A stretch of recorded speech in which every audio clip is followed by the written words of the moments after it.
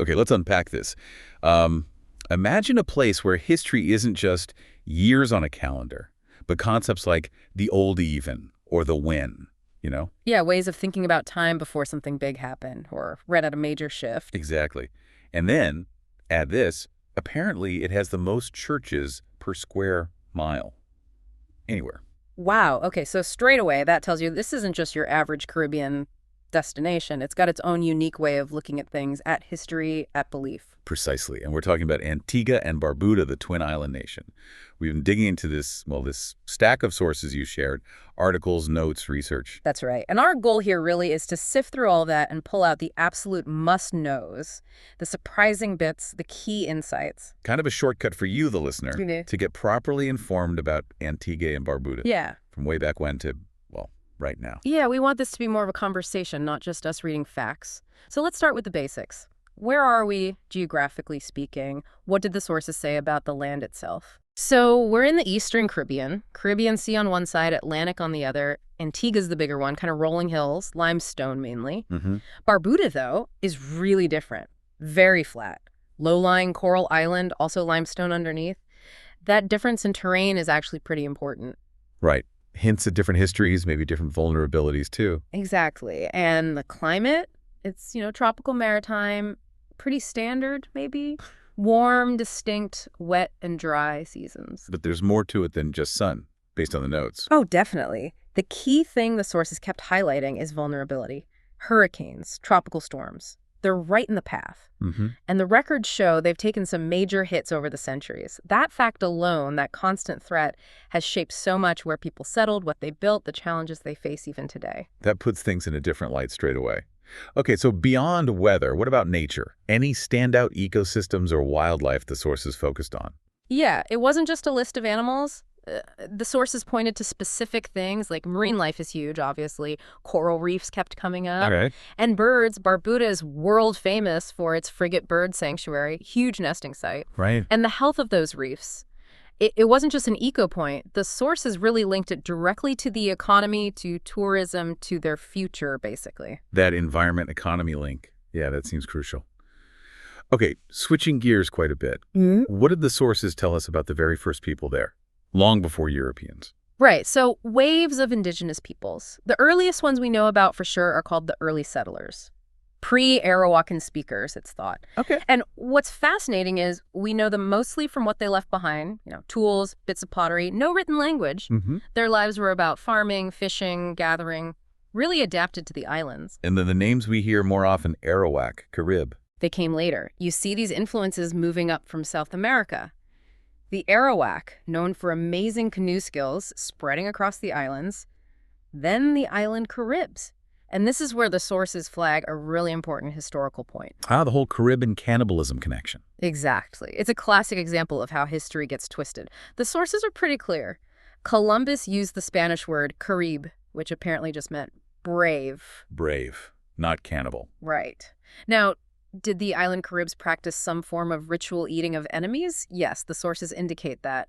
But the name itself wasn't about that originally. Their reputation was for fierceness, for bravery. And that bravery had consequences for colonization. Huge consequences. It meant early Spanish attempts to settle just failed. Repeatedly. They found it too tough, too dangerous, and basically gave up and looked north. So their resistance actually protected the islands from early Spanish control. That seems to be the major takeaway from the sources, yeah. Which meant that when the British arrived later, they saw Antigua as this kind of, well, almost like a lost Eden. Appealing, but still challenging. Their first attempts failed, too. Until 1632. That's when the British managed a permanent settlement in Antigua. Barbuda followed around the same time, maybe with less fuss.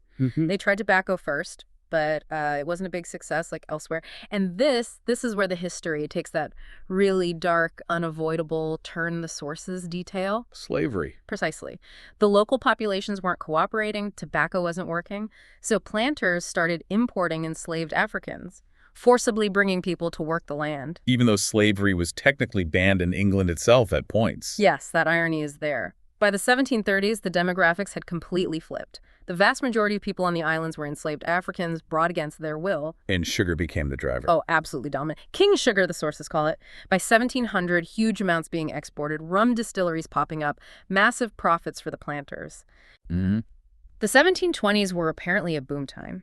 Antigua became one of the wealthiest British sugar islands by the late 1700s, all built on enslaved labor. But being so dependent on one thing, that creates its own problems, right? It really does. You started seeing economic cracks in the 1770s, but the huge shift, the source's stress, was the abolition movement.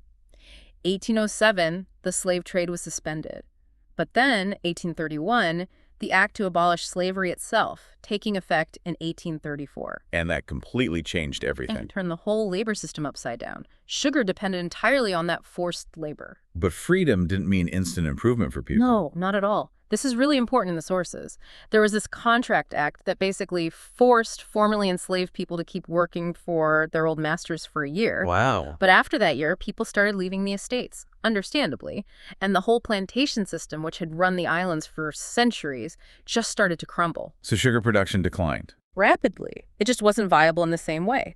Other crops, like cotton, started to emerge. And slowly, very slowly, through a lot of struggle and new laws, workers began to get, slightly fairer wages, better land rights. How long did sugar manage to hang on, though? Well, some form of cultivation continued right into the early 1960s in Antigua. But the industry finally died completely in 1993. And the reasons? Costs went up. Centuries of monoculture had damaged the land. They lost traditional markets. Cheaper sugar was available elsewhere. All those factors. A huge economic blow, loss of jobs. They needed something new. A total transformation was required, which leads us towards the push for political independence, right? These things were happening alongside each other. Yeah, how did that independence movement take shape? Well, the roots go back to the early 20th century, fighting the colonial system. But the sources really zero in on the 1940s and the Antigua Trades and Labor Union, ATLU. A trade union becoming a major political force. How'd that work? It's key to understanding Antigua's politics, apparently. The ATLU figured out that just being a union wasn't enough. To really fight for workers' rights, for things like adult suffrage, getting everyone to vote, they had to get political. Makes sense. There was this huge meeting in 1945 described as a real turning point. The union basically became a political party capable of organizing massive protests, challenging the old elite way of doing politics. This is like a powerful shift, a real grassroots thing. It really was. The sources talk about how intense the fight for reforms became. British officials would visit and seem impressed, but there was this disconnect. They didn't seem to grasp how much people wanted change. So lack of action led to more action. Yeah, strikes, protests. It showed just how widespread the desire for change was, and all that struggle eventually led to more self-governance. The West Indies Associated States. Right. In 1967, a new constitution gave them significant control over internal affairs. The British governor still had some power, a veto, but it was a massive step. Full independence was the next goal. But getting there wasn't straightforward, especially involving Barbuda. Absolutely. Full independence finally happened November 1st, 1981. New constitution, parliamentary democracy, Veer Bird as the first PM. Mm-hmm. But the sources do mention that the final steps felt a bit rushed to some, creating tensions. And the new government, well, it faced challenges consolidating power, sometimes using methods that caused controversy as they tried to break from the old ways. Okay, so let's fast forward a bit. What does that political landscape look like today?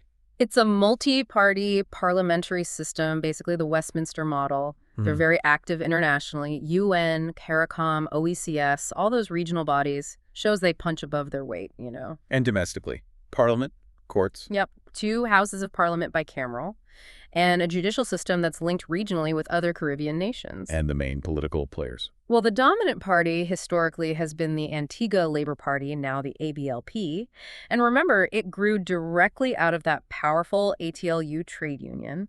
The sources really emphasize that unique origin. Right. Unlike many other places. Yeah. The main opposition is the United Progressive Party, the UPP. And there's a smaller third party, the Democratic National Alliance, but they've struggled to really challenge the big two. And how do people vote? Standard first-past-the-post system for parliamentary reps, elections about every 5 years. Though the sources did flag some reports, irregularities, questions around voter registration, and the voting process in recent elections. That seems to be an ongoing issue. The sources also mention social divisions playing a role in politics. Yeah, this was highlighted quite strongly. A persistent contrast, it seems, between an upper class, which includes a significant number of white residents, and the majority black population. And this plays out during elections. According to the sources, yes. Political rhetoric can sometimes, unfortunately, take on racial undertones. The UPP often draws more support from white residents, while the AVLP's base is firmly within the black majority. It's described as a sort of underlying social reality that impacts the political scene. Okay, so moving from politics to the economy. Post-sugar, tourism became the big thing. Absolutely the cornerstone. There was major government investment back in the 60s and 70s to make that shift happen. They really marketed themselves as a high-end destination resorts, cruise ships. And it worked. Hugely.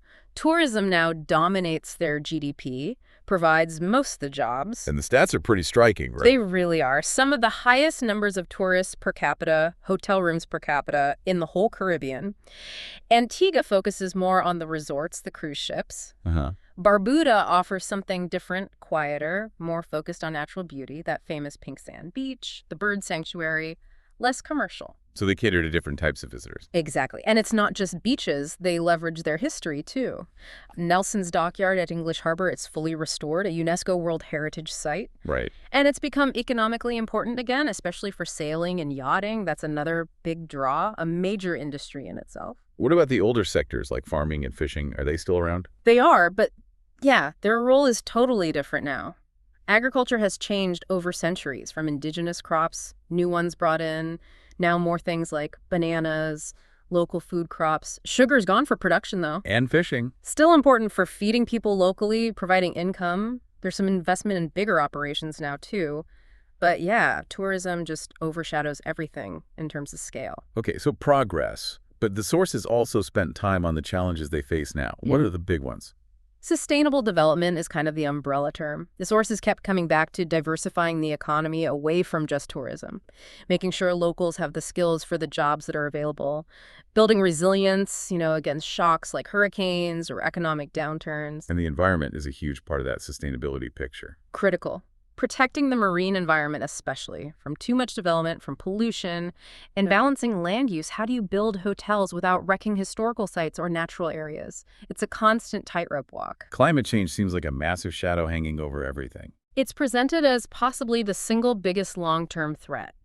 Being low-lying islands, they're incredibly vulnerable, rising sea levels, weirder weather, stronger storms. It builds on that historical vulnerability we talked about earlier. Yeah. And the sources stress it's not just an environmental problem. It gets tangled up with poverty, with infrastructure limits, with the cost of switching to greener energy. You have to look at the combined vulnerability. Is much being done on the conservation front? There are efforts, yeah. The sources mention things like monitoring coral reefs, trying to keep track of their health because they're so vital. How are the reefs doing? Fair condition, apparently, compared to some other places. Yeah. But still under pressure from boats, coastal development, pollution. There seems to be government recognition that they need better laws, better marine management plans. Okay. And crucially, the sources noted growing awareness among locals people, understanding that a healthy environment directly links to the tourism jobs they depend on. That's an opportunity, maybe. Though general awareness about climate risks still needs work. Right. Okay, let's shift again. Completely. Culture. Beyond the beaches and history, what makes Antigua and Barbuda distinct culturally? Well, the sources really emphasize this rich heritage. Music, dance, festivals, very vibrant.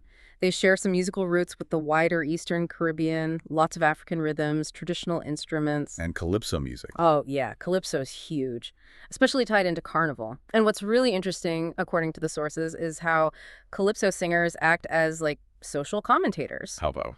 Their lyrics often funny or using metaphors. They comment on island life, politics, beliefs.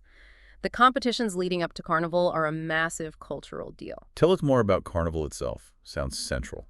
It's probably the biggest cultural explosion of the year. It actually started as a British thing, but after emancipation, the Creole population completely transformed it. Wow. They turned it into this amazing rural street festival, and importantly, moved it to July-August, marking the end of the sugarcane harvest season. Oh, okay. And they blended in African spiritual traditions, incredible costumes, parades. The sources describe it as this powerful act of reclaiming culture, reshaping it. It's just a week of pure energy, music, color, vital. Any other big festivals? Loads, everything from dance hall competitions to sailing week reflecting different parts of life and the economy, Independence Day celebrations with parades and food fairs, lots of events celebrating arts, food, religion all year round. Speaking of food, any unique dishes the sources highlighted? Definitely. Seafood is big, obviously. Staples like yams, sweet potatoes, rice, and peas. But two things really stood out in the notes. Dukuna, it's a kind of sweet dumpling steamed in banana leaves. Oh, good. And then there's fungi. Fungi, with that specific pronunciation. Yes. Crucial detail, pronounced fungi.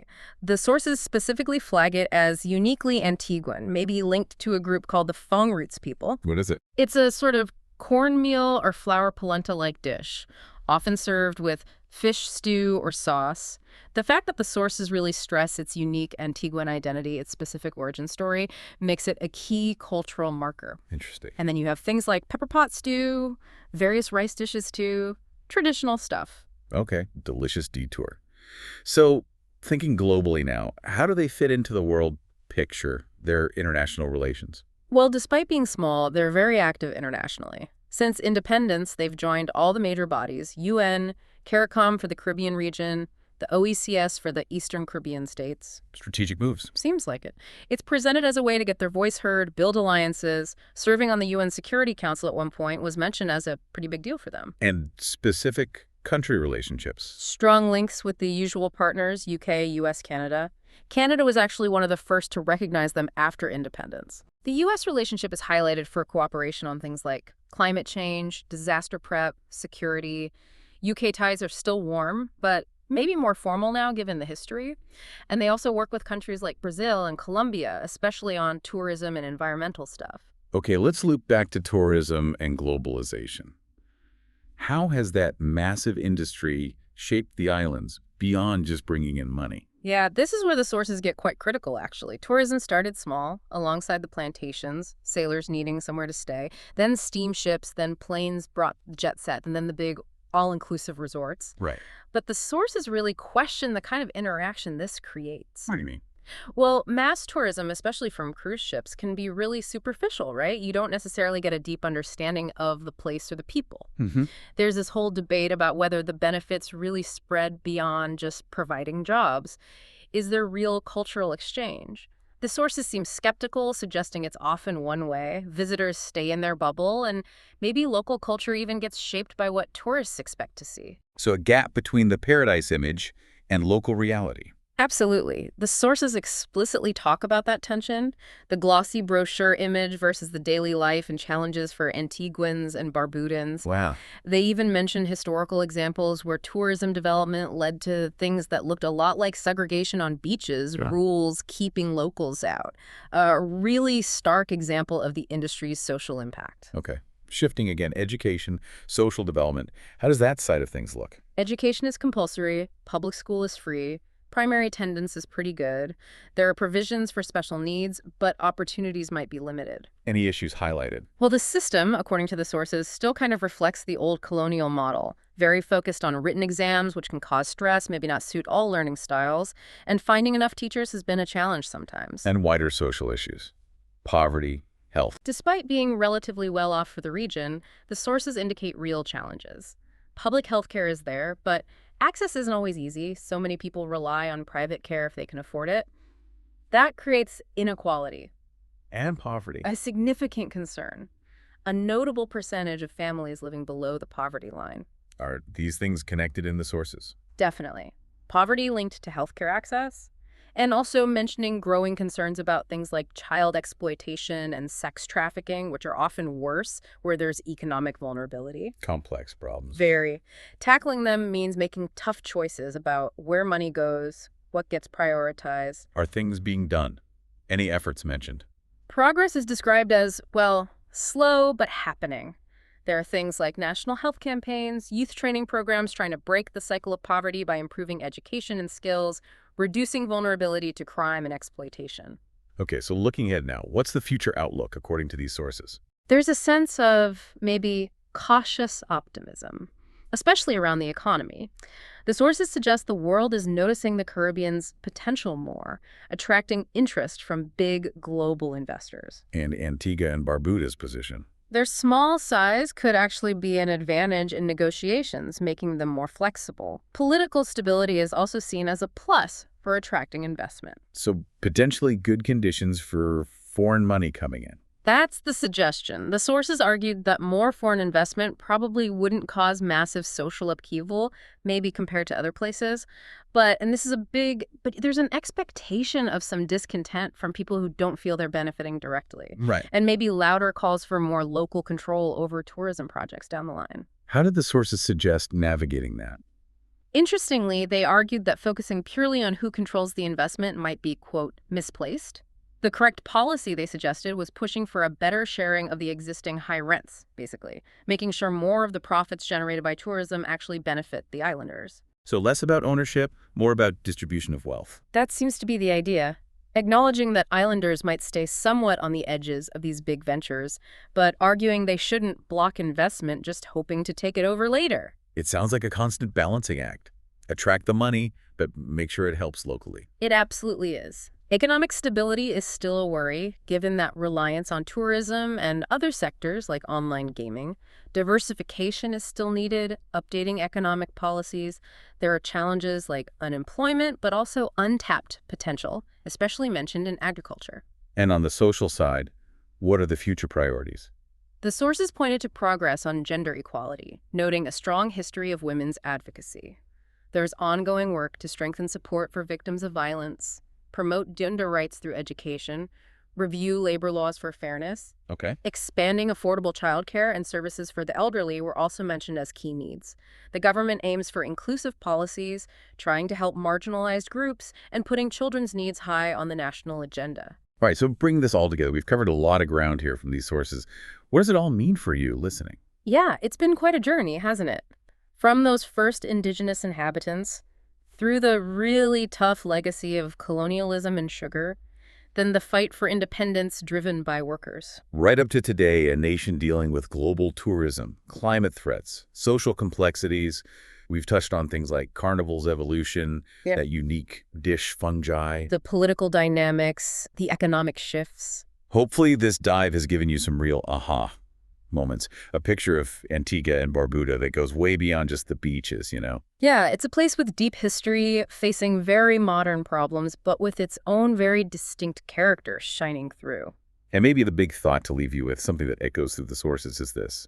For a small nation like Antigua and Barbuda, caught up in these huge global forces, how do they keep defining their own future? How do they make sure that their history, their unique culture, stays central and that the progress they make actually benefits everyone who calls those islands home? A complex question, for sure. For a complex and really captivating place. Thanks for joining us for this deep dive.